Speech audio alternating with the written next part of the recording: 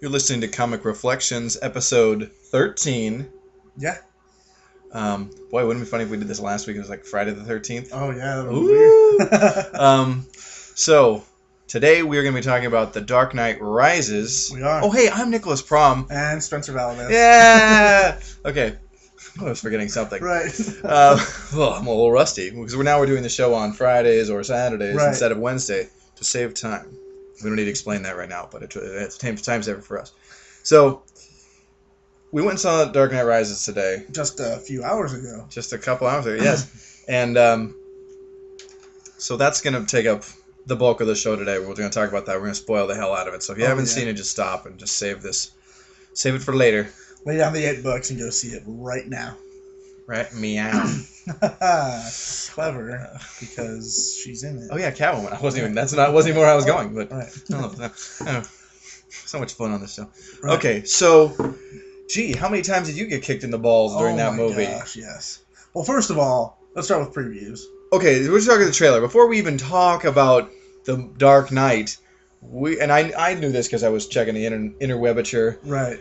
We got the teaser trailer for next summer's super hit, Big blockbuster there. The Man of Steel, Zack Snyder. Yeah. He did that great Dawn of the Dead remake.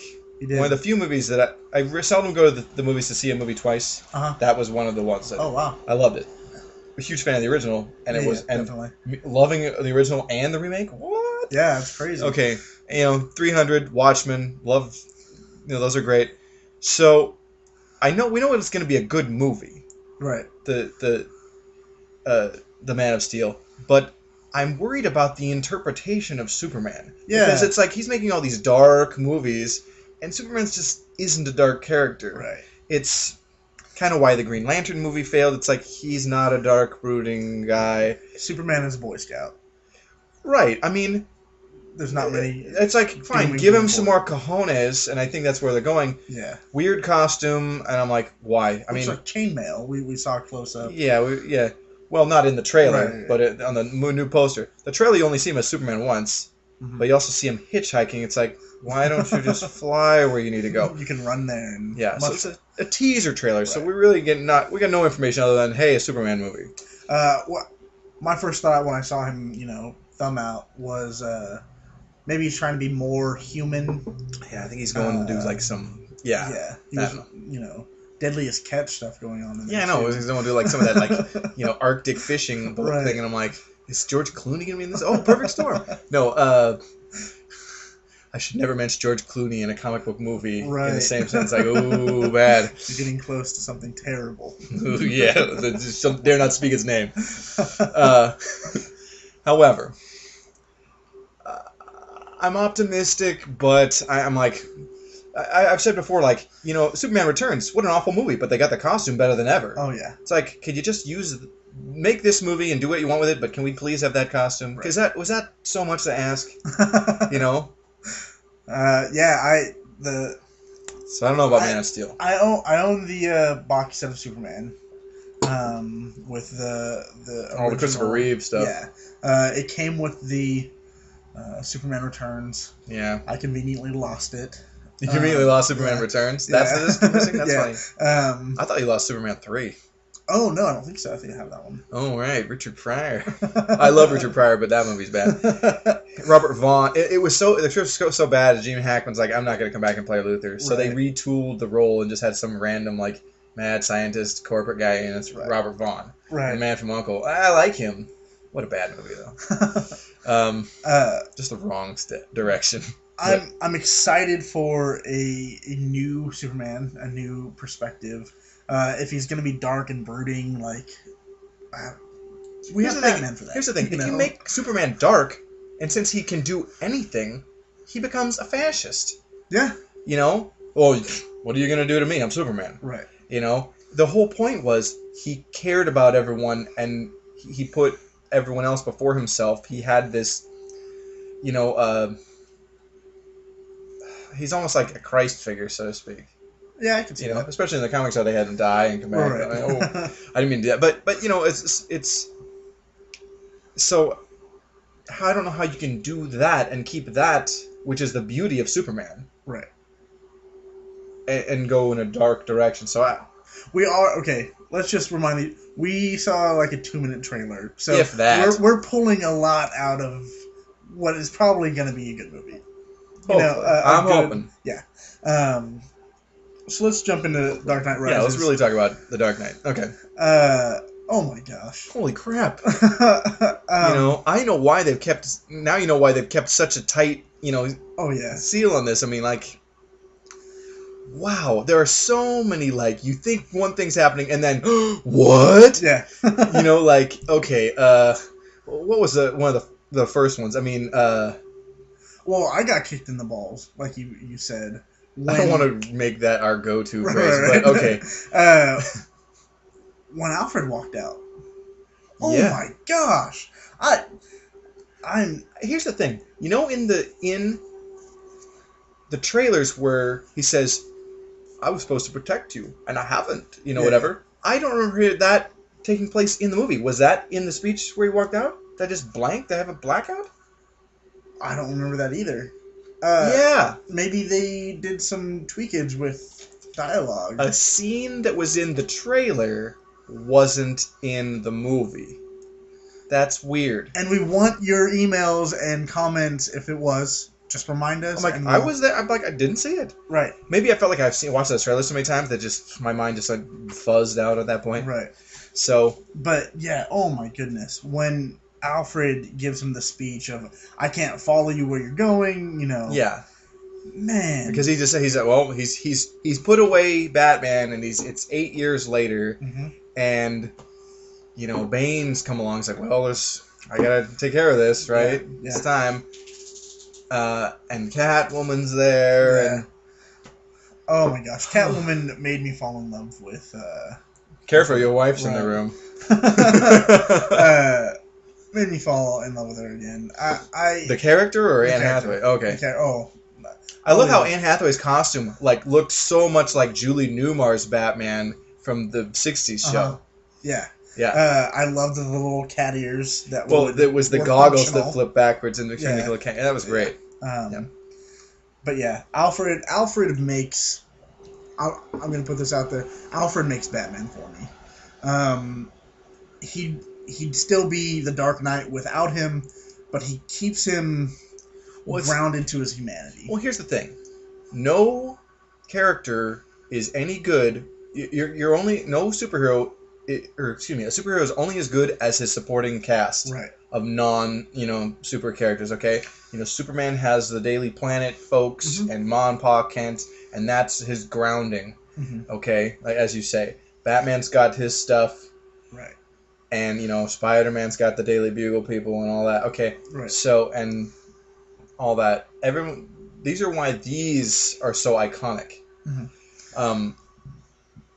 But absolutely, I mean. Yeah, he when he's giving the speech, he's tearing up, he's completely breaking, and you just see all of when he tells him that he had about what he had hidden about Rachel, the letter, yeah, and he's like doesn't believe Alfred's like you, and I mean, oh my goodness, it was his kid. He raised Bruce Wayne. Well, yeah, exactly, and it was really poignant and really just like, yeah, it was heart-wrenching. Okay, let's go to some of these things. So, man, wow, Bane is just terrifying in the entire movie. If you see Joker as chaos, this guy is disciplined. It's organized chaos. It's so methodical and so evil. I mean, look, remember the Avengers, the aliens are going to come and invade the Earth. Okay, right.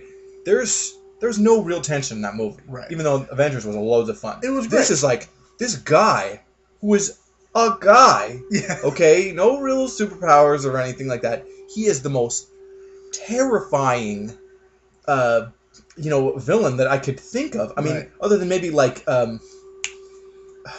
to say what is the actor?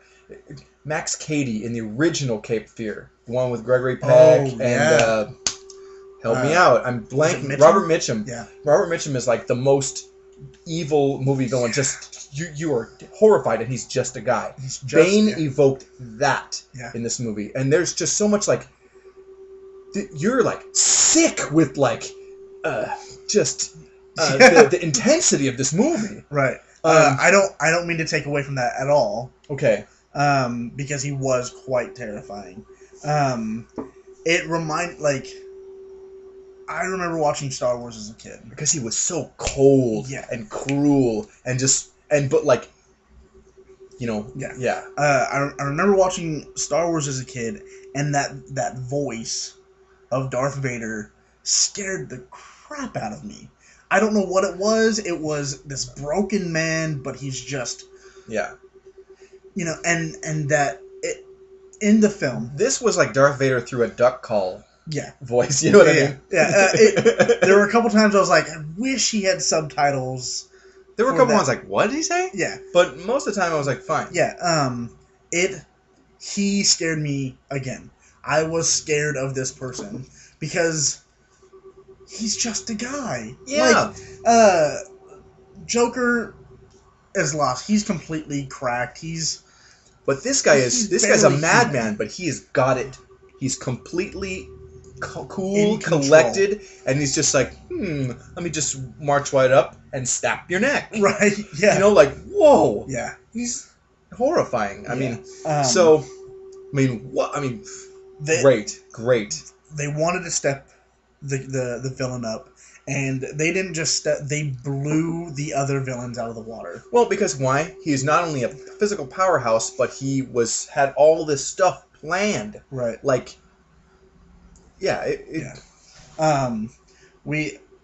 Commissioner Gordon, just kind of jumping tracks now. Go ahead. Commissioner Gordon, we know that he covered up for Harvey Dent. Oh yeah, in the previous film, and Batman took the fall for him, so that's why Batman disappeared. Right. Batman took the fall for Dent's crimes. So right, yeah. That comes back and bites because he used the Dent's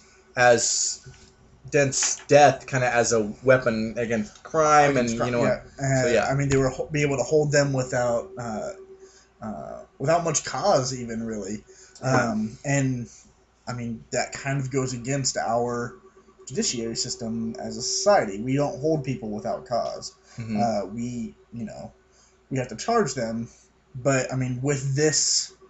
Mm-hmm.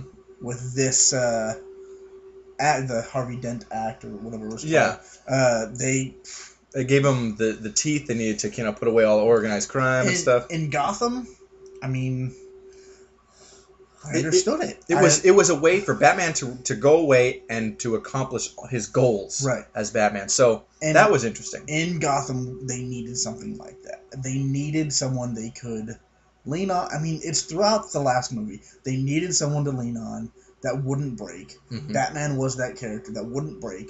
And then they get this Harvey Dent who... Well, because it was...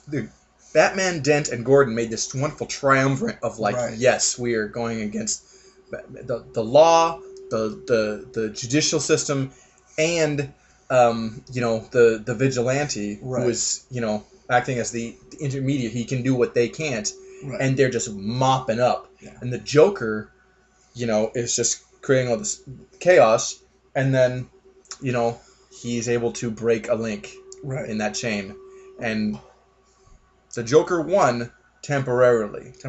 Right. And Harvey died. But, I mean, like we said, it comes back and bites them all right in the butt. Yeah. Because once Bane hits Gotham... Gordon's right in the middle, in the thick of it, mm-hmm. and is captured by Bane's men, and Bane gets this letter the speech that Gordon was going to read, at this thing, in Harvey's honor, and to reveal what had really happened, and he decided not to, but he still had it in his coat pocket, mm-hmm. So, and that comes into play later in the movie, and oh my gosh, amazing. We don't need to detail the plot because this is really going to be for people who've seen the movie, right, but. Okay. First of all, it was when when they had that when now all the chaos has descended and they have that there's that mock trial going on, and it's the Scarecrow is this judge mocking all is a kind of passing judgment on people who are like Gotham's elite or like the people who are making themselves aristocracy. Yeah, it echoed like a very French Revolution kind of thing. Yeah. But and also it's just the people that were against Bane and but and it was so funny because we had that Jedi ghost kind of thing of Ra's al Ghul happen as well. So we got all Jedi ghost, nice. Well, you know what I mean. Yeah. And you thought that when you see him, you think, "Oh my God, he was alive," but then it was just he imagined it. I was already sitting at the edge of my seat. My jaw hit the see floor. Liam Neeson, you're like, someone just punched me in the face. Like, what? We aren't movie talkers really at all. I heard Nick say, "Oh wow," and I'm like, "Yeah." Because you're like, "What? Ra's al Ghul's still alive?" Okay, not, but for like a minute, you're like, "Oh yeah, what?" Okay, yeah. But that foreshadows onto us. I want to back up for a second. When I was talking about the Scarecrow and the thing. Okay, so we've gotten all the other villains show up. They get these cameos, so to speak. Yeah. You realize if Heath Ledger lived, the judge in that trial room would have been the Joker. Oh, absolutely. And you realize how wild people would have gone. Oh yeah. Because and that's has happened in the comics and the Batman animated series. The Joker has the mock trial of the Bat at Arkham or whatever. So this totally rang true for the comics. That would have been insane. It would have been. This was great. That would have been perfect. I mean, that would have been just. We already got icing on the cake, and here's a cherry. Right. Like wow. Okay, so there's that. Then we realize the chick who's like basically like saving the world and Wayne Tech. Or Wayne Corp, she's not this, what was her name? Like, it was some... Tate, Natalie Tate. Something like that. Yeah. Oh, it's Talia, Ra's al Ghul's daughter. You're like, again, punched in the face. Yes. That was a surprise. And so, and it turns out Bane was her pawn the whole time. Right, yeah. What? For her revenge? Like, you think he is, like, the mastermind this whole time. Yeah. And he's brilliant. Yeah. Tom Hardy, what a tour de force performance. Okay, wow. Everybody's terrific in this movie. Oh, yeah. I don't want to, downplay Anne Hathaway as Catwoman. No. I'm glad she was in there. It added a little more...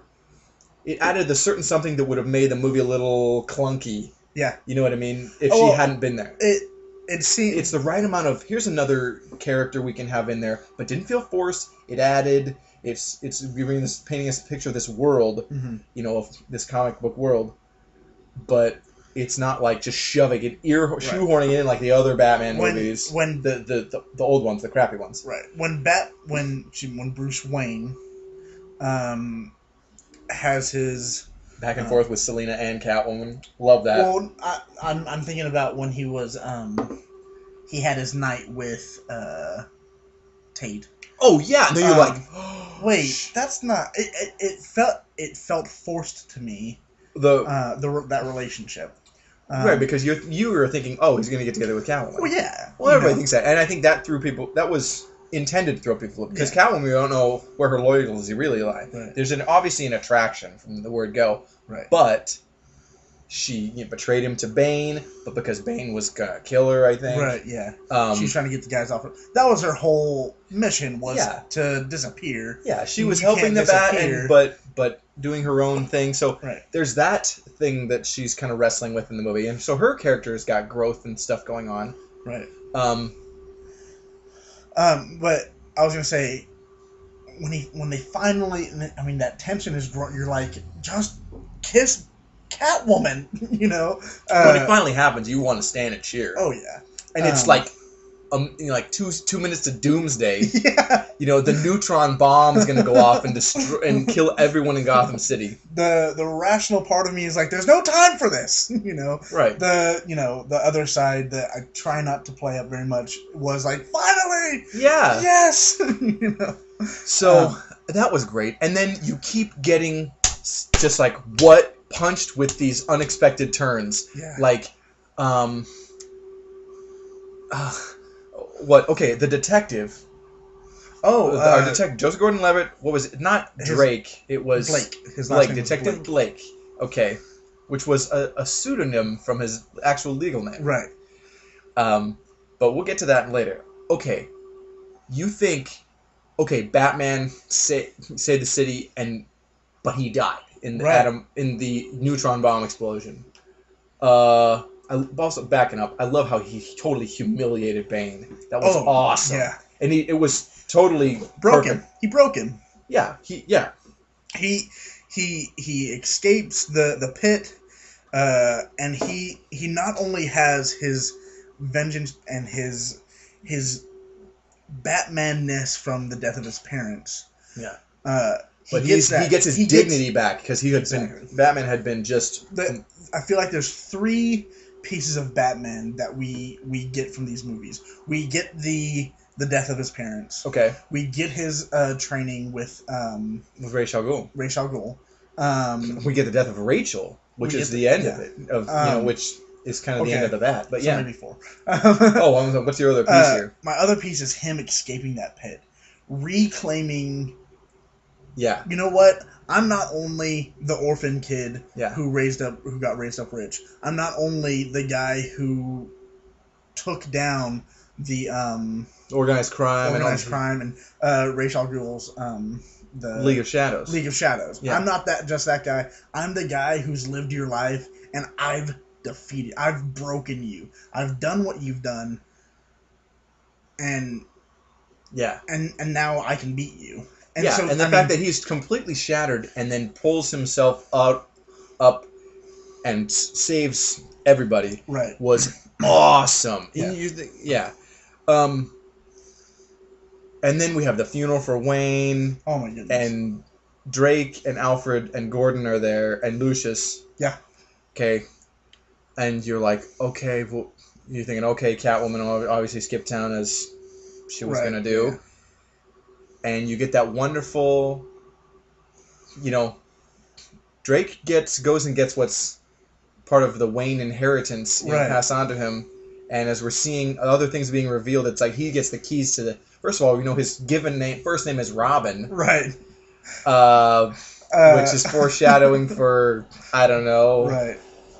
I mean, it could be a sequel that never happens. Oh, that just that happened only in your mind, you know? But, and then you get that thing that Alfred's dream for Bruce comes true. Because he didn't really die. Right. You really think, like, oh my god, Batman died. They so convinced you. Yeah. Every moment you think it is so this one way, and you're like, oh no. Right. You're just like, oh, and then boom, surprise. Right. This is excellent. Yeah. I mean, each Batman movie has just getting like exponentially better. Oh yeah. And you never get that in a movie series. The last couple of weeks, we've tried to like say, between a conversation between ourselves. Yeah. I don't know if I've mentioned it on the air. I was certain that they were going to kill Batman off. I had been hearing all these rumors that Batman's going to die. Oh, the rumor that Batman dies. So you're kind of expecting that. Yeah. And then when it happens, you're like, oh, it's true. I'm like, and then it's a turn. Right. The only reason, had they left the part with Alfred off, and they killed Batman, they let Robin Blake take his place as Robin, or whatever you want to call it. And had they left that off, I would still praise this movie like crazy. I would have been very sad for Alfred. Because this movie was so dark. Yeah. So dark. I mean, good grief. I mean... but the fact that afterwards they just had to have some... It had to be light at the end. In a way. Without doing like, ha-ha! Like something funny. This is like the first time I've been pleasantly surprised. Because the ending was beautiful. Yeah, they could have done like... Yeah. And, I mean... It just builds up so fast, and like 3 scenes are happening at once. Blake is going to the Batcave. And what a director Nolan is to do that. I mean, that's very comic book. That scene where you see those 3 scenes kind of converge like that, and they're taking place at the same time. And Lucius is going through he called it the Bat, but we know it as like the Batwing or The whatever. Batwing or a Batplane or whatever. Yeah. And when we find out, oh, the autopilot was fixed, and we see Alfred moving in his previous Flash. Yeah. It starts converging, and I'm like, okay, this is how you make me believe that Batman survived. Yeah. Bruce Wayne survived, and here he is. And I was sold. I was completely sold that Bruce Wayne, Batman, survived the blast and made it to Florence. Yeah. Now, we've had 3 superhero movies this summer. We have. And Avengers was great fun. This was a really good movie. And Spider-Man, you fall in love with Gwen just like Pete does, and that's a good picture. This is, as far as movie making and really my emotional involvement in a story, this tops them all. Oh, absolutely. I mean, and Avengers, what a great movie that was. Oh yeah. But this is cinema. You know what I mean? This movie had to take the cake because it was the last one in the series, in the trilogy. Yeah, boy, and it just it had to. And if it fell short to Avengers, if it fell short to Spider-Man, I feel like the entire franchise of The Dark Knight would have just fallen. Well, here's the thing. This had to be the best, the crown in the trilogy, because you can't end it on a weak note. Right. It has to be the most, like life-changing and just like thing. I wish I could be using words and not like automatopoeia to describe this. But I get it. The listeners. I almost wish we'd have taken a day to just process this and then do the show. But I was like, no, we gotta do this cold. We did not talk about the movie on the car ride. Right. We had lunch afterwards. We didn't talk about it. Yeah. We came and read some comics. So we we definitely waited. This is our first reactions to the movie. Yeah. So, but no, I mean, and you look at the series. The Batman Begins was, wow, this is the best Batman movie ever. Right. Dark Knight comes out, it's like, wow, that blew the previous one away, even though they're both great. Oh, right, yeah. But then, and this is just like colossal. Yeah. This movie, I mean, like, this made The Dark Knight look light. Yeah. Like a summer romp in Sweden. Well, yeah, like it did. It made The Dark Knight feel a little lighthearted. Yeah. And but oh man, But these movies have really, I mean, they've told a different Batman story than comics, and you have to do this with movies. You have to do an interpretation, because there's just too much. But this is, as far as tone and really feeling how Batman is, I think this is. I don't think that they will ever top Nolan's trilogy. Oh, I mean, I've heard rumors of a new Batman. Well, because they're going to try and do the Justice League, and you're like, how are we going to do it? Well, now that we've seen The Dark Knight, we've got some clues here. Yeah. Is someone else going to take up the mantle of the Bat? Oh, because Christian Bale says he's not going to do Batman again. Chris Nolan. Chris Nolan says, I'm not going to do another Batman movie. Right. I think with the right person could do a different Batman, a spin-off, or like, with someone else is taking up the mantle of the Bat. Okay. Right. It just has to be someone. It can't be a. What's his name? I don't know where you're going with this. So it can't be the previous trilogy. The previous Batman movies. Yeah. It can't be crap. It's right. It can't be it can't be a Joel Schumacher. Yeah, or what's his name? Tim Burton. It can't be one of those. It can't be. And you realize when you look at the one from '89, it's like, okay, of all those 4 movies, like that's the one that's good. Yeah. Because it looks good and whatever. There's some stupid stuff like, why do you have all that Prince music in here? Yeah. It's like, that's no. But I mean, that's a good movie. Right. And that's outside of the Nolan movies, that's the only Batman movie worth seeing. Absolutely. Because like even Batman Returns, it's like, this sucks. Yeah. So I feel Tim Burton is really good at ruining things. Yeah. I feel if you do a poor Batman, you do you do shame to this franchise at this point. Unless you're gonna do it really good. The bar is set so high. I mean, the only other person that I think anyone would trust with the property would be like Zack Snyder. And he's doing Man of Steel. He's doing Man of Steel. So what if the next movie was like World's Finest, Batman and Superman or something? That'd be great. And I'd lay down my money. It would be weird though, Superman and not a Batman who isn't Bruce Wayne. Yeah. You know what I mean? So I don't know if Warner Brothers is. I mean, obviously they're scrambling to try and create a DC movie universe. And I hope that they succeed because really the earmarks are like, how can you do this? Because Marvel has been doing this for the better part of a decade and we just got the wonderful payoff in June. Was it June or May? May. Yeah, May. And then these other Marvel movies that are going to come out I think are going to do well. Yeah. Hopefully. Oh, they will. I mean, even I haven't read.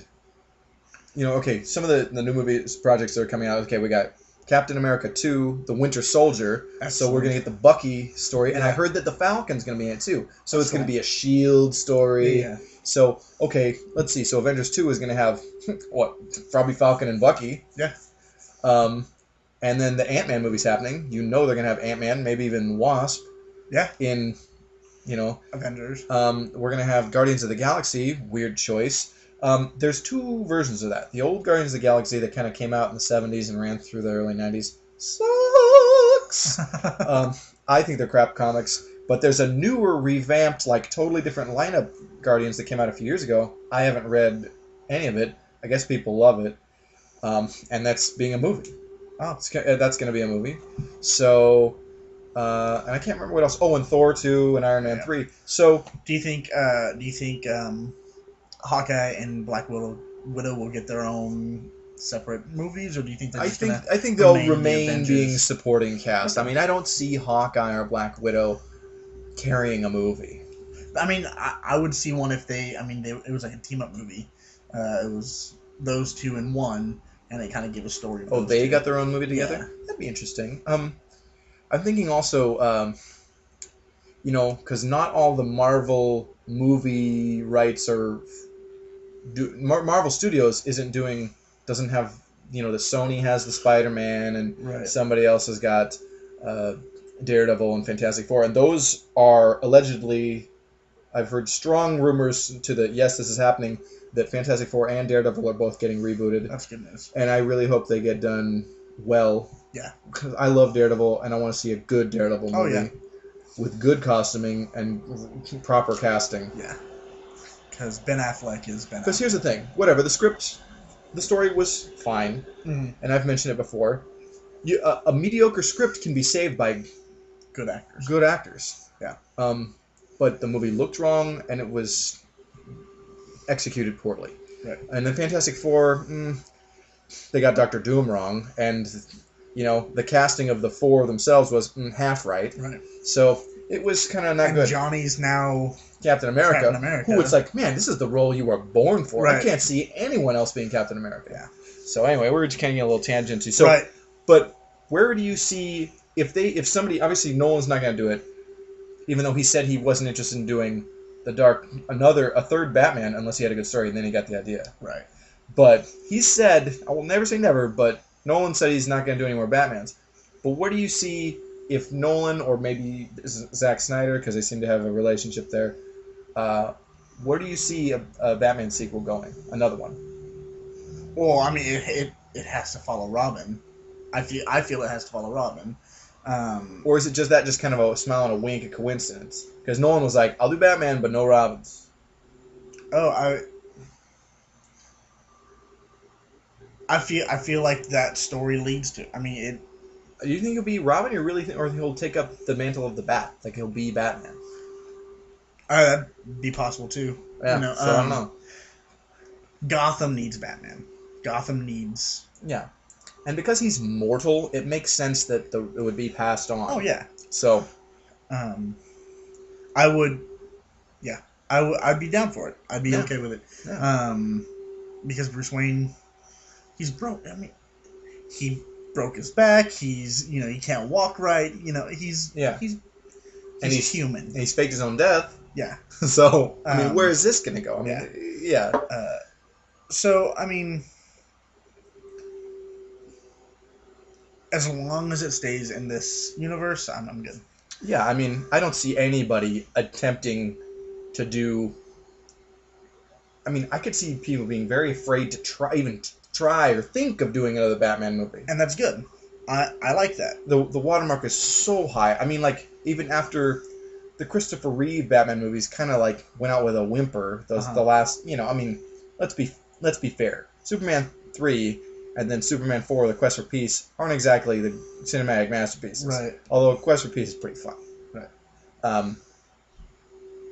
But how long was it between that, like 1987, 8, and Superman Returns? It was 2000 something. Right.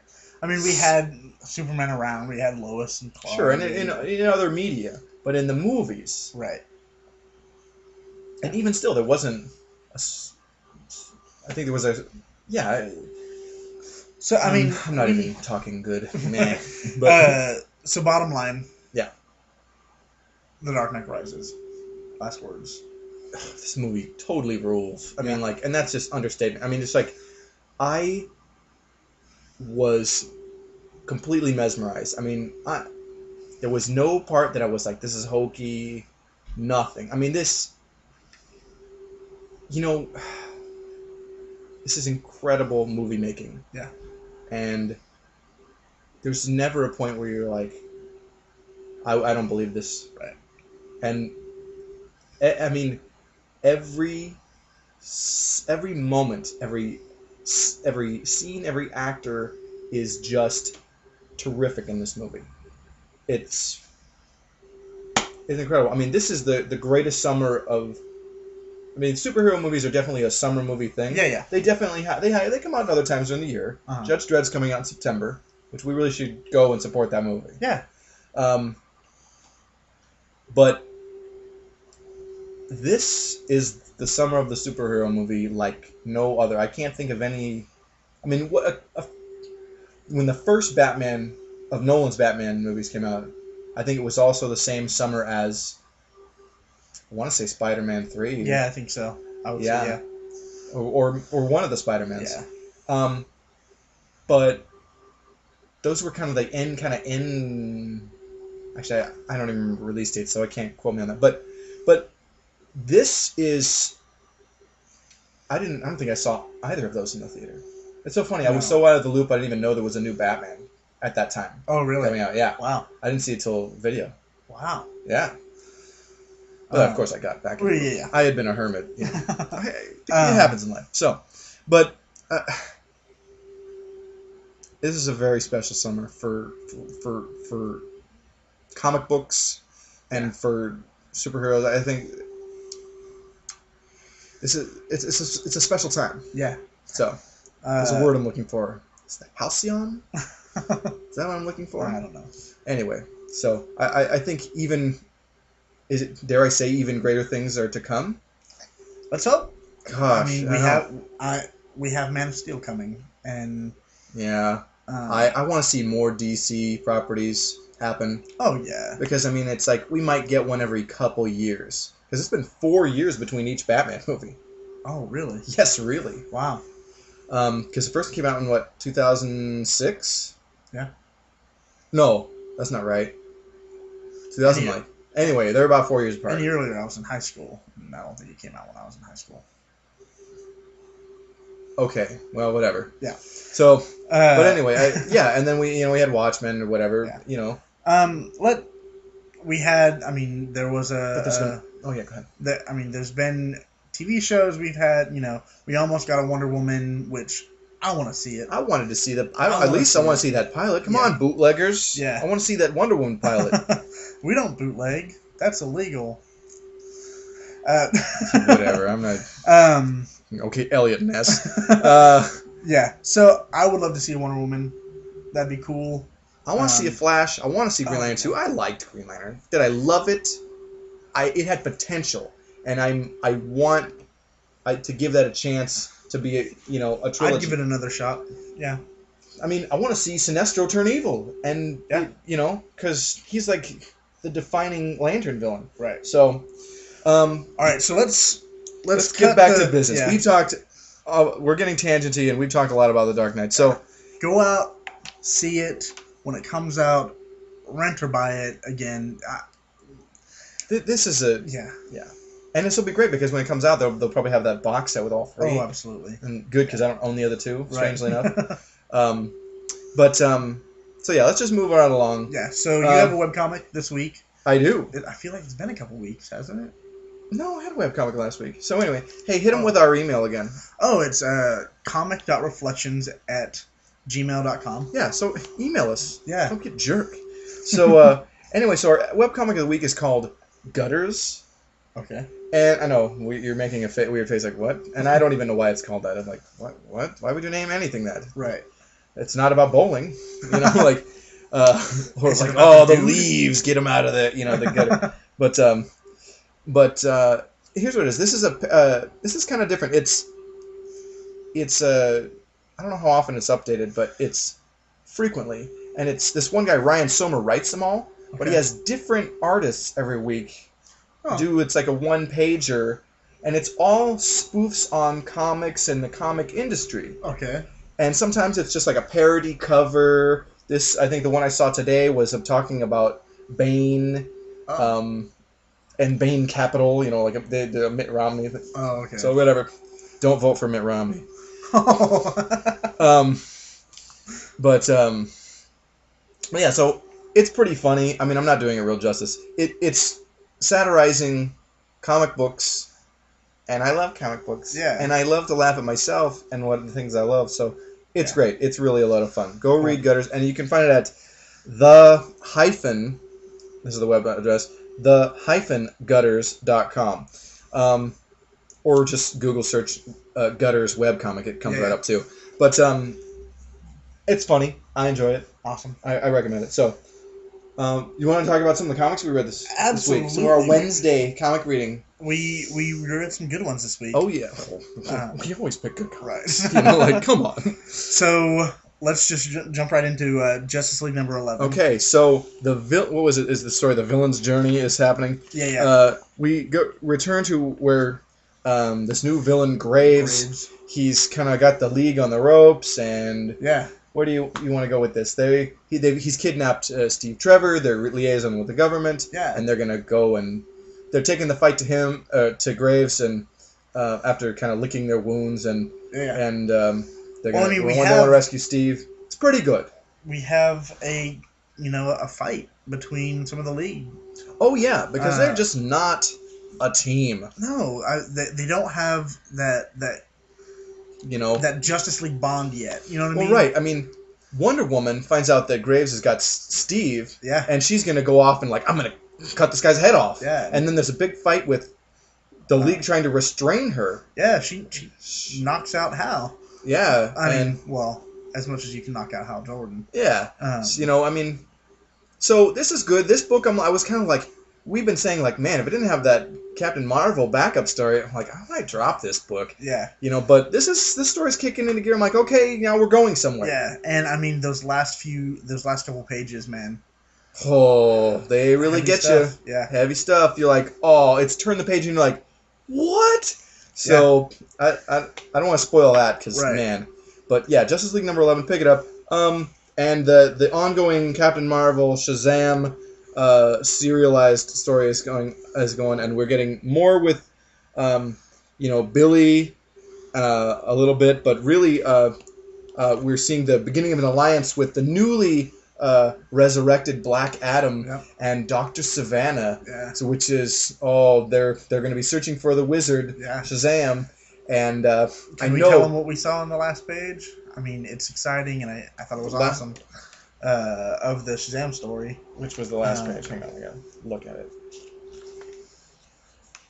Oh, at the very end, we see Billy kind of entering that hall with the 7 deadly sins. Right. The Rock of Eternity. Yeah. So we know next time He's going to finally see the wizard Shazam. So hopefully we'll finally get him becoming Captain Marvel. Yeah, we'll be able to see him. And I think the Shazam story is going to really start after September. Oh, because Zero Month is going to be the Justice League number 0 is going to be the Captain Marvel one. It's like, why don't you just do a Shazam number 0? But I don't know, maybe that is what it is, because I don't think we're seeing the finished cover art in the ads, the house ads we've seen. Right. But I'm really hoping, because I was reading a while back that they're gonna just call Captain Marvel Shazam. Well, why? Because so many people who don't know, because you know about all the lawsuit and how Marvel has copyrighted the Captain Marvel. There's a new Captain Marvel book of Marvel I'm not gonna read because it's not my Captain Marvel. Right. But anyway, so many people think his name is Shazam because they could never advertise it as Captain Marvel because Marvel Comics owns that. But so DC always market it as Shazam, and then everyone thinks his name is Shazam, which is he says the word, but then they always are becomes Captain Marvel. It's how do you not know? Yeah. It's I think it's taking the easy way out to just say, we'll just call him Shazam because that's what everybody thinks it is. And I'm like, no, people who actually read comics do know. Right. And they don't want to call him that. That's ridiculous. And then you also get stuck in the problem of how Captain Marvel Jr., his magic word is, he said Captain Marvel and became Captain Marvel Jr. So he could never say his own name. Right. We have this with Captain Marvel now. If you call him Shazam, hi, I'm Shazam, I turn back into a kid. Right. We can't do that. Yeah. So I really hope that that's not really going to be the case. Yeah. But I'm intrigued. I mean, Jeff Johns and Gary Frank are doing a great job on that. I mean, it looks terrific. I mean, Jeff Johns is great. I mean, and he writes so many books. Man. Yeah, he's doing he's DC's Bendis, only good. Right. Because I like anything Jeff Johns writes. Yeah. But Bendis, I'm I don't worship the man at all. There are books he does that I like, and there's books that I don't like. Right. So, whatever. Send some hate mail about that. Let's quickly, Daredevil number 15. Yeah, Daredevil number 15. We're continuing the story where he's lost his senses. Yeah. And he's they're kind of flickering, and he's kind of trying to make an escape from Latveria. And... Yeah, I mean...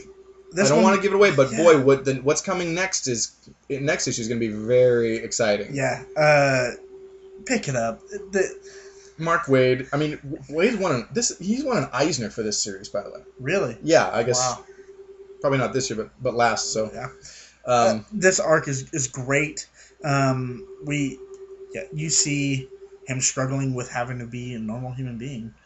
Well, and not only, because the radar sense and the enhanced senses made up for his blindness, but he's lost all of them. Right. And the other ones are kind of flickering. Mm-hmm. So it's... Matt Murdock is actually handicapped in this. Mm-hmm. Because the radar sense and the enhanced senses made him more, it made him superhuman. But this, it's he's just a blind guy. Yeah. I loved it. The ending was great. You get a great surprise at the end that's just leading on where we're going in this story next is going to be very exciting. Next is Silk Spectre number 2. Continue on with the Before Watchmen books. Yeah, this has been one of my favorites. This one I didn't like as much as the first issue. Yeah. I don't know. So now it's down to number 3 of the 4 books of the 5 that have been. No, actually, yeah. Yeah. What I'm trying to say is I like Minutemen and several of the other books, except for the Comedian, better than this right now. This book, this issue was okay. Yeah, we're getting into the '60s counterculture and stuff, and it deals with drug use. But, I don't know, drug use comics have been great. Sure. And this one is kind of it's okay. You know what, but I think every story arc or limited series, and that's what these are, they'll have that issue that's kind of look, we've got to establish more to go where we're going with the rest of this. And, this was. So, she's in San Francisco now. She's not... Darwin Cook... I really like what I've written from him, or read that he's written before. I really like. He's writing Minutemen as well, Uh-huh. and I love Amanda Connor's artwork. I'm not gonna drop this. I'm picking up all these four Watchmen books, but this one isn't as great. But I'm saying pick it up because I mean, you do need the story. Yeah. I mean, it's setting up where she is, why she is, and what her fight's going to be about. Well, yeah, I mean, she's left home. We got the background from last issue, and then this is just kind of like, okay, this is putting her in a jam, and the next issue is going to be going on with that. So I'm digging it. Yeah. So I think next week we get Comedian #2, and I'm like, that's been my least favorite of all of them. Yeah? Yeah. I'm not, I think I mentioned I'm not crazy about Brian Azzarello. Oh, okay. You know, so, but as a writer. Cool. Again, another unpopular statement by me. I don't care. So you picked up #2 of 2, Baltimore. Yes. Current limited series, the Dr. Lescavar's Remedy. Yeah, and as long as they keep them coming, I'm gonna be buying them. I like it. Yeah, I mean the characters that Mike Mignola's created in his kind of Hellboy world. There's a couple of them that aren't in like present day. Baltimore and like Lobster Johnson. Yeah. Okay. These, and I think there might be another one that just doesn't take place in the current time, but they kind of inform those other books. This is cool. Yeah. He's like a monster hunter. He's somewhere between like a Van Helsing kind of character. Yeah, that's what I was thinking. But he also, as I was reading this one, I was like, wait, he's like Solomon Kane. Oh. The Robert E. Howard character. Which is ironic because Dark Horse does Solomon Kane books too, which are great. All the Robert E. Howard books are really exciting. The Conan stuff. I take that back. Cull doesn't do anything for me. Okay. But the Conan books are all great, and the Solomon Kane stuff is great. So this kind of reminded me of that. This is cool. Yeah. It's like a World War I era monster hunter. Yeah. Like, wow. You're not going to have all the super cool gadgets, but, I mean... It's very steampunk, you know what I mean? Yeah. Like, you kind of get that vibe, because it's... Obviously, they weren't, like, giant, like, mutant vampires and, like, crab monsters and, like, ray weird... guns, you know? Well, I mean, I don't think we had ray guns in this, No, but you know what I mean, like... you're not going to get those in this. Yeah, this is, like... I like it. I like it a lot. So, I mean, the fishing community has been attacked by these vampires, and then they've been experimented on because this guy was trying to cure them, and so there's like weird mutations of vampires, and then this guy becomes this other monster, and the monster that like kind of like made Lord Baltimore like crash there in the first place. Its corpse was eaten by crabs, and they become monsters. It's crazy. And I predicted that would happen, but I was like, oh, did you? Oh, I totally. From reading last issue, I'm like, that's what's gonna happen. But it didn't matter because it was really good. I enjoyed it. I mean, oh my gosh, the priest, I'm doing air quotes, the priest vampire creature. Yeah, it was super creepy. Oh yeah, it was weird how it's like it became the monster and then it started wearing the crown of thorns along with its own like priest robes. Weird, cool. Like all right. Neat.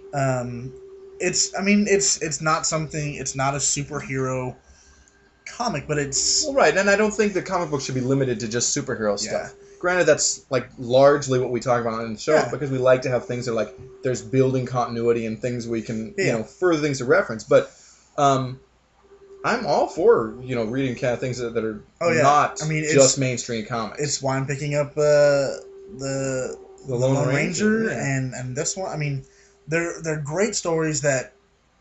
I mean, they can stand alone. Well, and that's the thing. Not everyone wants to come in and like, oh, there's 50 years of history on something. Like, oh, how do I start? Well. Something that's a little off the beaten track, and you just kind of like, okay, cool. I can just kind of start here, and that's good. But talking about history, we are the next couple books we have are the Green Lantern Corps. So we picked up two. I picked up two this week. Right, you're kind of and 9. Yeah, so this is a couple months back, but you're picking up the series, so you want to get a little. And so it was kind of a start. Not really. It was kind of the middle of an arc, but... Well, it's the repercussions from the previous arc, but this is the start of a new thing. And it's the Alpha War starting in number 8, and then... and continuing to number 9. So these Alpha Lanterns, we learn, are kind of like this half Green Lantern, half Manhunter. Yeah. And they're like they're kind of the internal affairs of the Lantern Corps. The Guardians have given them autonomy. Yeah. Like, they don't answer the Guardians, which is a problem. Yeah. And these guys are coming to arrest Jon Stewart for murder. Yeah. For murdering another Lantern. And, I mean, he admits to it. Well, right. He did it. He did kill this guy, but there was a good reason. This guy was going to sell out the Lanterns. Absolutely. But they're like, you killed the Green Lantern. It doesn't matter. And they're not going to look at any other context. So, no. And Hal Jordan, or excuse me, not Hal Jordan. Hal Jordan's nowhere to be seeing this, but Guy Gardner is just selling this book for me. Oh, absolutely. I'm like, I mean, this guy, Tomasi is his name, the guy who's writing this, who I'm unfamiliar with. Mm-hmm. For some reason, I was thinking Jeff Johns was writing this book as well. I think he's writing one of the other Lanterns. I think he's doing the Green Lantern. I want to say he's either writing New Guardians or Red Lanterns as well, though. Oh, okay.